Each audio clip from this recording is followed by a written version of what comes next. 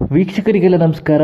Welcome to my YouTube channel. Big Boss season 11ರ ಸ್ಪರ್ಧಿಗಳು ಈಗ ಆಲ್ರೆಡಿ ಬಿಗ್ ಬಾಸ್ನ ಮುಗಿಸಿ ಹೊರಗಡೆ ಬಂದಿದ್ದಾರೆ. ಹಲವು ಕಡೆ ಸಾಕಷ್ಟು ಇಂಟರ್ವ್ಯೂಗಳನ್ನ ಕೂಡ ಕೊಡ್ತಾ ಇದ್ದಾರೆ. ಎಲ್ಲರೂ ಕೂಡ ಮೋಕ್ಷಿತ್ ಅವರ ಇಂಟರ್ವ್ಯೂಗೆ ವೆಯ್ಟ್ ಮಾಡ್ತಾ ಇದ್ದಾರೆ ಅಂತಲೇ ಹೇಳ್ಬೋದು.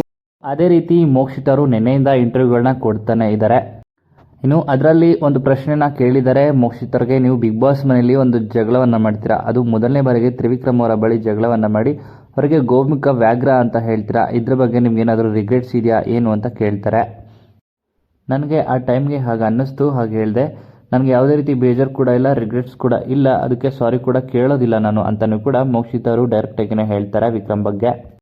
ಇನ್ನು ತ್ರಿವಿಕ್ರಮ್ ಅವರು ಉಗ್ರ ಮಂಜು ಅವ್ರ ಜೊತೆ 10 ವಾರ ಜೊತೆ ಏನು ಆಡ್ತೀಯ ಅಣ್ಣ, ನಮ್ಮ ಜೊತೆ ಆಡು ಅಂತ ಒಂದು ಮಾತನ್ನ ಹೇಳಿರ್ತಾರೆ. ಅದ್ರ ಬಗ್ಗೆ ಇಲ್ಲಿ ಮೋಕ್ಷಿತಾಗೆ ಪ್ರಶ್ನೆನ ಮಾಡ್ತಾರೆ.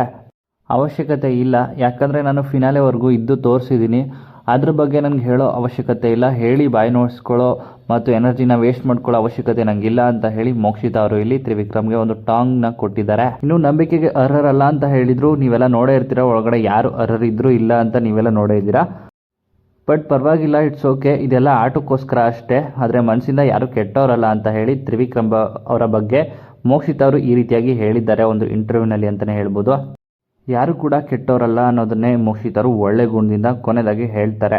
ಹಾಗೆಯೇ ಈ ವಿಡಿಯೋ ನಿಮ್ಗೆ ಇಷ್ಟ ಆಯಿತು ಅಂದರೆ ವಿಡಿಯೋಗೆ ಲೈಕ್ ಮಾಡಿ. ಬಿಗ್ ಬಾಸ್ ಸ್ಪರ್ಧಿಗಳಾಗಿದ್ದಂಥ ಮೋಕ್ಷಿತಾ ಮತ್ತು ತ್ರಿವಿಕ್ರಮ್ ಅವರ ಬಗ್ಗೆ ನಿಮ್ಮ ಅನಿಸಿಕೆಯನ್ನು ಕಮೆಂಟ್ ಮೂಲಕ ಕಮೆಂಟ್ ಮಾಡಿ ತಿಳಿಸಿ. ಇದೇ ರೀತಿಯ ಇನ್ನಷ್ಟು ಹೆಚ್ಚಿನ ವಿಡಿಯೋಗಳಿಗಾಗಿ ನಮ್ಮ ಚಾನಲ್ಗೆ ಸಬ್ಸ್ಕ್ರೈಬ್ ಮಾಡಿ. ಇನ್ನು ಬಿಗ್ ಬಾಸ್ ಮನೆಯಿಂದ ಆಚೆ ಬಂದಿರುವಂಥ ತ್ರಿವಿಕ್ರಮ್ ಮತ್ತು ಮೋಕ್ಷಿತ್ ಅವರು ಜೊತೆಯಾಗಿ ಕಾಣಿಸ್ಕೊಂಡು ಖುಷಿಯಲ್ಲಿ ಎಲ್ಲರ ಜೊತೆ ಇರಬೇಕು ಅಂತ ನಿಮಗೂ ಕೂಡ ಅನಿಸಿದ್ರೆ ನಿಮ್ಮ ಅನಿಸಿಕೆಯನ್ನು ಕಮೆಂಟ್ ಮೂಲಕ ಕಮೆಂಟ್ ಮಾಡಿ ತಿಳಿಸಿ.